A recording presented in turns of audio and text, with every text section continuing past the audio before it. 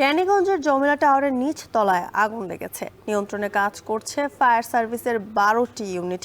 এ নিয়ে জানাতে যুক্ত হচ্ছেন আরিফ হোসেন। চলে যাচ্ছি সেখানে। আরিফ, ফায়ার সার্ভিস তো এখনো আগুন নেভানোর চেষ্টা করছে, জানাবেন যে আগুন লাগার কারণ কি তারা জানতে পেরেছে কিনা?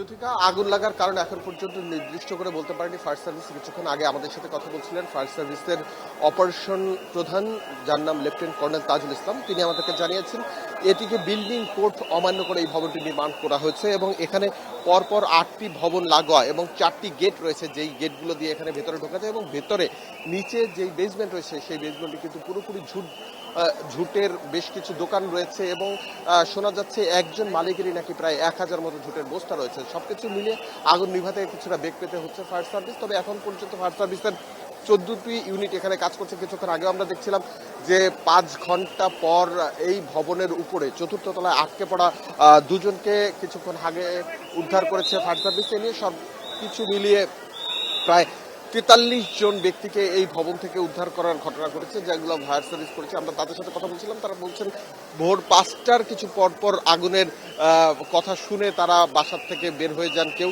এছাড়া হলো গিয়ে এখানে যারা উপরে ফ্ল্যাটে যারা থাকেন তাদের সাথে আমরা কথা বলছিলাম, তারা বলছেন যে এই ভবনটি মূলত বাণিজ্যিক এবং আবাসিক দুইভাবেই তৈরি করা হয়েছে, যার ফলে নিচের যেই ভবনগুলো রয়েছে এবং নিচের যেই একতলা এবং দোতলা পর্যন্ত বেশ কিছু দোকান রয়েছে, যেখানে দেশি বিদেশি জুতা, কাপড়, কসমেটিক্স এবং পাইকারি আরো বিভিন্ন ধরনের এই সামগ্রী রয়েছে, সেগুলো এখানে বিক্রি করা হয়। এবং এই জমিলা টাওয়ারের প্রথম যে ভবনটি, সেই ভবনটিতে এখন পর্যন্ত আমরা যেই বিষয়টি দেখতে পেয়েছি, এখানে এখন পর্যন্ত প্রায় 25টি থেকে 30টি দোকান থাকতে পারে বলে প্রাথমিকভাবে ধারণা করছে ফায়ার সার্ভিস। তবে বেসমেন্টের পুরো বেসমেন্টটি, যেখানে কার পার্কিং এর জায়গা, সেই জায়গাটাই মূলত ব্যত্যয় ঘটেছে। সেখানে ঝুট ব্যবসায়ীদের একটা আবাসস্থল বলা যায়। প্রত্যেকটি জায়গা একটির পর একটি ব্যারিকেড দিয়ে তারপরে ঝুট ব্যবসায়ীদের ভাড়া দেওয়া হয়েছে, যার ফলে এক একজন মালিকের এক একটা সাইট তারা কিন্তু তালাবদ্ধ করে রেখেছে এবং সেটি একটি কাচের ব্যারিকেডের মাধ্যমে। যেই কাচ এবং লোহার ব্যারিকেডগুলো ভেঙে সামনের দিকে যেতে কিন্তু বেগ পেতে হচ্ছে এক একটি দোকান ফায়ার সার্ভিসকে, যার ফলেই তারা এখন পর্যন্ত আগুন নিয়ন্ত্রণে বেগ পেতে হচ্ছে ফায়ার সার্ভিসের।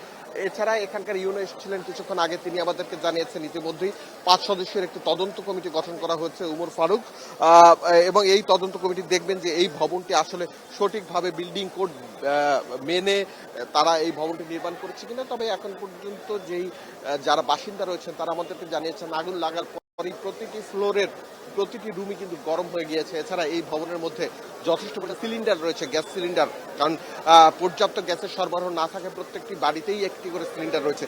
যদি আরো ভয়াবহ দুর্ঘটনা শুরু হয়, অর্থাৎ এই গ্যাস সিলিন্ডারগুলো ব্লাস্ট করা শুরু হয়, সেক্ষেত্রে মুহূর্তে এই এলাকা কিন্তু রণক্ষেত্রে পরিণত হতে পারে, যার ফলে খুব দ্রুত চেষ্টা করছেন আগুন নিয়ন্ত্রণে।